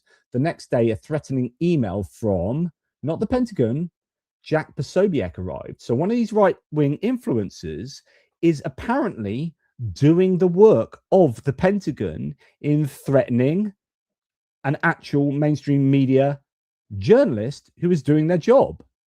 So not only are these influencers in the Pentagon no longer doing, they're not doing the job of being journalists and holding the Pentagon to account. They are like the hired thugs of the Pentagon now. Shashank Joshi from The Economist, the defense correspondent, a proper journalist, says Pentagon now appears to be working with far-right activists to threaten and smear journalists writing critical stories. Another stage in the department's assault on the press. Quote, a Pentagon spokesperson and Posobiec both denied coordination. Gerasi declined to comment, but considering the questions, timing, and Posobiec's links to Defense Department's officials, the situation seemed clear. This was either an incredible coincidence or deliberate message. Publish your article and get smeared. The question is the US moving towards some form of authoritarian autocracy? I would say, yeah, well, that certainly makes it look to be the case. Now, there have been a bunch of hearings in Congress recently that have been fascinating to watch. Let's just see a couple of them. This is someone going to town, Representative Ramirez going to town on Kristi Noem, the Department of Homeland Security Secretary of the Homeland Security Secretary. I want to be very clear. You have misused resources appropriated by Congress. You've engaged in unethical behavior. You have repeatedly made false and misleading statements to Congress and to the press, and you've undermined the separation of powers and disregarded the role of Congress and the courts. Bottom line, you lie with impunity, you reject checks and balances, and you ignore Congress and the courts. Your options are limited. Either you're going to resign, Trump's going to fire you, or you will be impeached. I've already called for your resignation. You may remember I hand-delivered my request to you back in May, and I urge you to reconsider resignation because I've taken the first step towards your impeachment, and I've called on the Judiciary Committee to open an investigation into your lawlessness. Mr. Chairman, I know that at the end we'll be entering a number of articles into consent, but since I have a few moments, I ask unanimous consent to enter into the record a letter calling the Judiciary Committee to investigate Secretary Noem's impeachable offenses. Whatever you choose, the American people will have justice, Secretary, and you will be held accountable. I'm going to make sure of that every single day. With that, Mr. Chair, I yield back.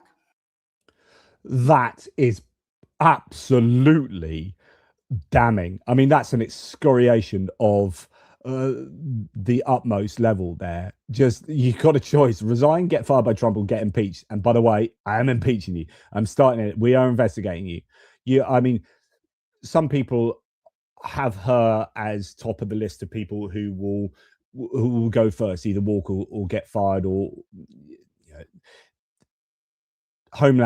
Department of Homeland has been involved in so many scandals.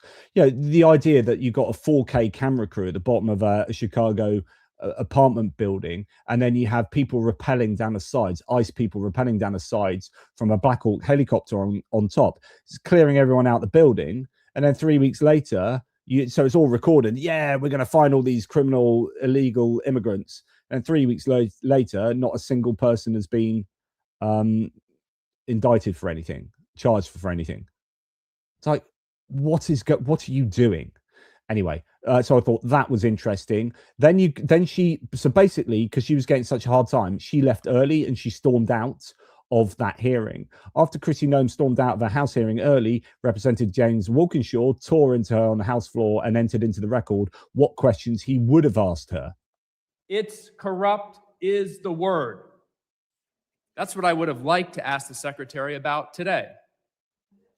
I would have asked if she personally approved the money that flowed to her political and personal allies. I would have asked if whether when she was governor of South Dakota in 2023, and the same firm got $8.5 million of taxpayer money, whether she steered the money to them. Because an official in her administration said she did. That's what I would have asked her. So she's embroiled in corruption allegations. Of course, he never got to ask her about that because she left early. Ouch. So, yeah, that's Kristi Noem. Then we get this. This was Representative Thompson dismantling, I forget exactly what chap this is, asking where Antifa is located, because you got this whole idea that Antifa are these boogeymen, and this organization is a terrorist organization, and essentially that's carte blanche to then, I mean, this is next to Chrissy Nome, so this is the Department of Homeland Security guy. So they've been declared a terrorist organization. Okay, so you say you're going to go and get them. If they are this terrorist organization, tell us a little bit about them. Executive Board of Domestic Terrorist Organization, Antifa. That's our primary concern right now. All right, that's what President Trump did. What did the FBI say? We share the same view. When you look at the data right now, you look at the domestic terrorist threat that we're facing right now, what I see from my position is that's the most immediate violent threat that we're facing on the domestic side. So where is Antifa headquartered?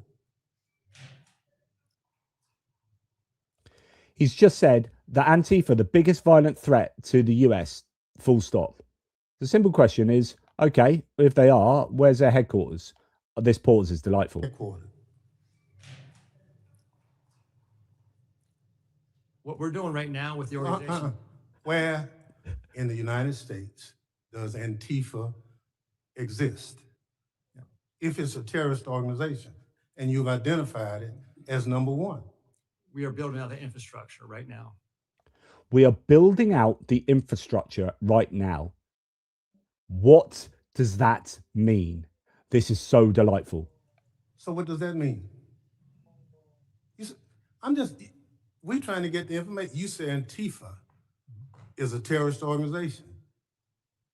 Tell us as a committee, how did you come to that? Where do they exist? How many members do they have in the United States as of right now? Well, that's very fluid. It's ongoing for us to understand that. The same, no different than Al Qaeda and ISIS. No, I don't want you. I'll ask one question, sir. I just want you to tell us. If you said Antifa is the number one domestic terrorist organization operating in the United States, I just need to know where they are, how many people. I don't want a name. I don't want anything like that. Just how many people have you identified with the FBI that Antifa is made of? Well, the investigations are active. So you wouldn't come to this committee and say something you can't prove, I know. I know you wouldn't do that. But you did. That is just brilliant. And honestly, Antifa are not what the Trump administration claim they are. They are just not. And the idea that they are the biggest threat to American national security is just demonstrably false. Is demonstrably false. Right, just last few things. So Elon Musk has started funding Republican House and Senate campaigns for the 2026 midterm elections. Watch this space. He knows it's going to be desperate. He knows he will probably be in trouble in terms of investigations if the Republicans lose control of the House of Representatives. The size of Musk's donation will not be publicly disclosed until campaign finance reports are released next month. However, his support could be enormous for Republicans next year as they try to prevent Democrats from regaining control of Congress. He positions himself as a traditional Republican Party donor, donating large sums of money to party campaign funds. Trump and Musk communicate occasionally, and Musk attended a White House dinner last month hosted by Trump for Saudi Arabian Crown Prince Mohammed bin Salman. Trump has moved on from his conflict with Musk. It's this weird situation where, like, he's in the Epstein files, you know, the whole kind of pedophile. We've got a real problem here with the rape of minors, right? And then suddenly he's like, oh no, I'm just forgetting about that now. It's not a problem anymore. I can compartmentalize so much that it's all right now. All that stuff I was saying before, yeah, not a problem. Just goodness me. Right, so Elon Musk spent $290 million on Trump to elect Trump. Since election day, Musk has become $374 billion richer. He's now worth $638 billion as a single individual human being. Musk became $167 billion richer today after SpaceX, a company that gets 84% of its revenue from taxpayers, was valued at $800 billion. How are you doing? I mean, there's definitely an issue with sort of valuations and stuff here, because I was looking at Tesla's valuation today. It's gone up massively again, even though their revenue has not gone up. And even though all their sales across Europe are tanking, like across Europe in the negative year on year. And you're like, what is going on that people are pumping the valuation of these entities up to extortionate levels? Like it's insane. So yeah, I just, there is an issue with looking at someone's wealth and thinking they've got all that money to spank. You know, that suddenly he's got 600 and whatever it is, $38 billion in his pocket or behind the sofa. No, so he's got that wrapped up in his wealth. And if Tesla and SpaceX go down a Swanee, then he's in a spot of bother. But he's still like the richest man in the world, the wealthiest man in the world, and he is obviously able to throw a massive amount of money at Republicans to get his quote. Here's a quid pro the quote. I want the quote, please. And the quote is, he becomes insanely rich and gets all these contracts with the government. Now, Meta made over $3 billion last year. So Meta owned WhatsApp, Instagram, Facebook. Made $3 billion last year from Chinese advertisers pushing scams. When an internal team, so a Meta team, started making progress against those scams, cutting out fraudulent ad income from 19% of total Chinese ad revenue to 9%, Mark Zuckerberg had them disbanded. You can't do that. We make money off people scamming on Meta. So please continue to scam. Let's get that back up from 9% to 19%. Thank you very much. How dare you go and find illegal activity taking place on Meta, in Meta? Yeah, we're gonna have to disband you. Yeah. So there you go.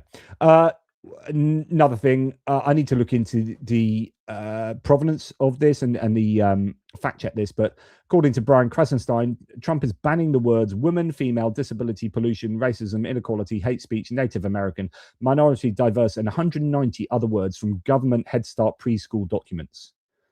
So preschool documents can't have anything to do with any of that stuff. So there you go. It's more kind of cultural stuff. And yeah, it's interesting how people paint other people. So this is Barry Weiss, who's now in charge of CBS News. She's got her own The Free Press. The Free Press. It's an anti-woke publication, and she was everything Barry Weiss has done. Apparently, like someone was saying, like actually, when you look at what Barry Weiss has achieved, it has not been successful, and yet she fails upwards every time. And now she's in charge of. It's like who you know, not what you know. But anyway, Barry Weiss is hilariously trying to tie Nick Fuentes. So Nick Fuentes is the anti-Semitic, white supremacist, fascist, Hitler and Stalin authoritarian loving, extreme right winger, right? Everyone knows that. He admits it. He admits it openly. But the Free Press, Barry Weiss, now in charge of CBS, says that the Groypers the Groypers are the people that love a bit of Nick Fuentes. Their worldview is a Frankenstein made out of race essentialism of the progressive left. So the old, right, we're trying to like paint you as a progressive left now. Is that how that, like, what is the world coming to? Just insane. Right, that's enough from me. I've got one more thing I was going to talk about, but that's not necessary to talk about at the moment.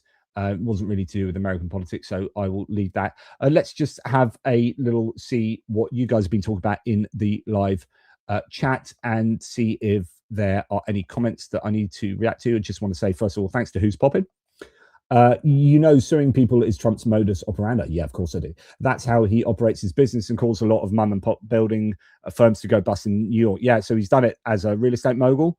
He what was it in Trump 1.0? He's involved in 3,000 different legal. I mean, he was being taken to court, I think, 3,000 times. But he's very wily with regard to operating in the legal domain. Yeah, for sure. And that's what he's done with. I was trying to do with New York Times, Wall Street Journal as well, but then CBS and Paramount and ABC and Disney. and he does it and he succeeds in it at the moment. But he's trying to do that with the BBC. But of course, I don't think he's got a case to answer. I think his case stands up. But also, the reason he was able to sue and successfully he didn't successfully sue. Sorry, he settled out of court, or they settled with him. So, like I've told you a million times before, ABC, they had George Stephanopoulos on saying that Trump was guilty for rape, and actually it wasn't. It was for sexual assault in the E. Jean Carroll case. But of course, then if that had gone to court, so he said that was libel or whatever, and he said that reading from his notes, George Stephanopoulos. But actually, the judge who judged in that case, in his explanation of the judgment, said that in New York, we have to call that sexual assault because it was done digitally. So it was done with the hands rather than with the manhood. Had it been done with the manhood, it would have been called rape, but actually we call it sexual assault. But he said in the ruling that it was effectively rape. So, like, if that had gone to court, George Stephanopoulos, I think ABC would have won that, and Disney would have won that. But it didn't go to court. So he sued and they settled out of court because Trump knows that Disney wants to operate in the legal framework of the United States and in a political framework. And if they went to court, if Trump took them to court and they went to court with that case, then they would be punished in other ways by Trump. So you might as well just pay him $15 million. $15 million is nothing to Disney, right? So yeah, pay him $15 million, keep him quiet, and we're on side.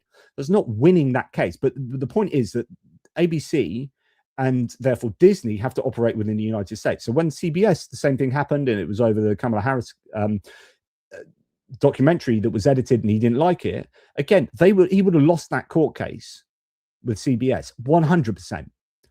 Fox News do that all the time. You do that all the time. You edit. It's not the kind of edit that Trump is seeing with the BBC. It's like a genuine edit. She answered a question. We had half of it in the trailer and half of it in the show. That's literally what happened. That's why he sued them.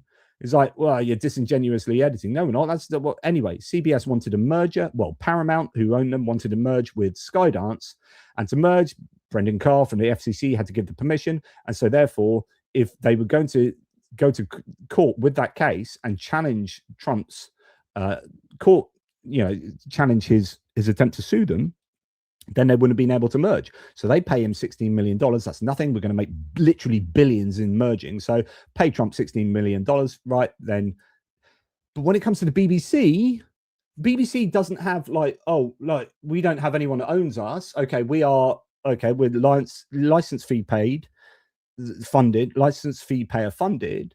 So we don't have some big entity that's needing to operate in the United States. So you're going to sue us. We're going to say, okay, we'll see you in court. So where Trump could rely on these other entities capitulating and paying him off because it didn't go to court, none of those went to court. He would have lost in court. So if he's relying on BBC just capitulating, that ain't going to happen. Now it's going to go to court. Now, where it gets interesting, this is supposed to be one of the things I was going to talk to you about.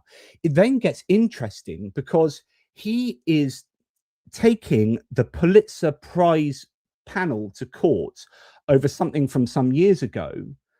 And they've done a very clever thing, which is, okay, we'll challenge this in court. And by the way, in order for us to know that you've been defamed, we need your medical records to be part of the case. We need your financial records, blah, blah, blah, blah, blah. So the Pulitzer, let me find that for you. It is basically going to come back and hit him on the backside, because now if it's going to go to court, all sorts of things then are forced to be admissible in a court of law. And those are things that are going to be incredibly, incredibly controversial for Trump to have out in the open. So if we look here, yeah,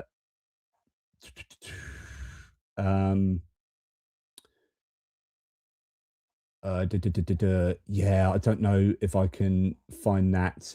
If I put Pulitzer Trump, and then we'll see if anything comes up. I have this somewhere, but it's just not on me at the moment. The document filed against Trump by the Pulitzer Prize Board is so thoroughly itemized, you can practically read the request for his daily bowel movement counts and how long it takes him to do his hair. So total backfire. Pulitzer Prize. I said, well, I couldn't find it because I misspelled Pulitzer. Pulitzer Prize Board just turned the tables on Trump in his defamation lawsuit. They're demanding his tax returns, financial records, and even medical and prescription history if he's claiming damages. So the idea is if he's claiming damages, then he has to say, I've had my health damaged or my finances damaged by this defamation of me by the Pulitzer Board. Right. And the Pulitzer Board says, OK, well, in order to work that out, we need to look at your finances and we need to look at your health records. We want that all itemized. Thank you. And then Trump goes, oh, shite. Oh, right. Are we really doing this? Oh, we're really doing this. Yeah, no, maybe I won't. Yeah, it's all right. No, it's all right. Well, I'm not interested in that defamation case. And maybe the BBC can do something similar, which is, OK, if you think that this has cost you in terms of your a brand, then we'll need to see how it's costed you. So we'll need to see how much your brand is worth. How much are you worth? What is your tax? Because you're not releasing your tax details at the moment, your tax files. We've been asking that. The American people have been asking that for 10 years now, and you haven't done it. So anyway, if you think that we have defamed you, then we might need to see some of those records. Oof, good. So the BBC could do that. Noel Grace, thanks for the numerous hours of info. Yeah, this is a big one. Sorry, this is far too long for most normal people, but I appreciate you being on board. Thanks, Noel. And thanks to all of you. Thanks to Julian Roster here. UK-US so-called special relationship has now turned into an abusive one. I believe that is... the way that Trump operates internationally is like a bully. He is and domestically. He is a bully. He's just a playground bully. Might be time for an official breakup. I think so, mate. And Kevin Force, thank you so much for your support there, mate. Really appreciate that. Thank you. Ignis of the Flame says Elon didn't learn anything from the New York City mayoral elections. Yes. So the idea, I think you're going to get to a point where people, if the evidence is so overwhelming that the Trump administration hasn't worked for the benefit of people, and that's always going to be in a pocket. If the economy sucks, and if you can't get a handle on the economy, it could be the case that Elon Musk spends as much money as he likes, but he's still not going to turn around the voting. Like there's only so many there's only so much effect adverts are going to have on you. If you're like, yeah, I can't afford to put food on the table. Things are way more expensive. So it's going to but essentially this is a summary of this whole video. Trump is screwing everything up. He's screwing everything up. But if he has the one chance he has of winning in the midterm elections is turning the economy around. It's all about the economy. And I'm wondering whether if he keeps the tariff and trade war positioning up, whether that is just going to really hurt him in the midterms. I mean, does he genuinely believe that actually a trade war with the entire world and putting all those tariffs up will onshore all those jobs and sort out the American economy by next November? That's what he's essentially banking on. So we can talk about all these other things, but it's incredible how people will just overcome all sorts of craziness to vote for their guy, irrespective of what kind of insanity is going on. The only thing they don't overcome, though, I think, is if they're hurting in the pocket. That seems to be the only time that people go, "Oh my God, this guy sucks." He doesn't suck because he's been hanging around Jeffrey Epstein, and he doesn't suck because of this, and he doesn't suck because of that, and what he said to Rob Reiner. Yeah, who cares? And this and that and that. No, oh, he's hurt me in the pocket. He's costing me. Oh, I don't like that. Oh, not a fan of that. Well, I'm not going to vote for him now, or I stay at home. More likely that it's not that I'll vote for a Democrat, it's just I won't come up to vote at all. And so that is, that's going to be his chance of turning this around is in the economy. I am going to be speaking. I've just read, Stephen, your email before I came on. I'm going to be interviewing Stephen Bandel about his experiences as a Norwegian married to a Ukrainian who has just come back from Kiev. So I'm going to be interviewing him tomorrow. Not interviewing, we're just going to have a chat and a cup of tea. So we're going to have a chat tomorrow at around 4 o'clock UK time. Is that no 4 o'clock? 3 o'clock UK time, 4 o'clock Norwegian time, I believe. So yeah, we're on. Mitch Asdown, you're a great host for our Antifa gathering, boss. Don't get me. Otherwise, Trump's going to come after me next, and Chrissy Noem will be bashing down the door and asking where my dogs are. Yeah, don't bring me into this, Mitch. Like, I'm not Antifa, honestly, Trump. Right, that's enough from me. It's been too long. Well, this is it. Thanks, Jonathan. I think the real question is how much this Vladimir Putin is paying Donald Trump to burn down America. I would love to know how much influence Russia does have in both the UK and the US in intangible ways.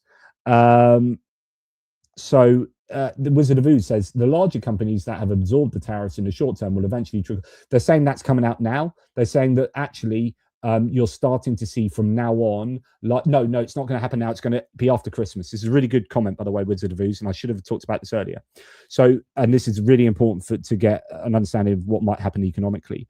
They are saying, some analysts are saying that the big companies, like the retailers, have sucked up the tariffs for Christmas, essentially, just so they get as much trade as they can, and you'll see them whack their prices up after Christmas, and that's when you'll start see the cost of the tariff policy on the consumer. The inflationary pressures will burst out after Christmas.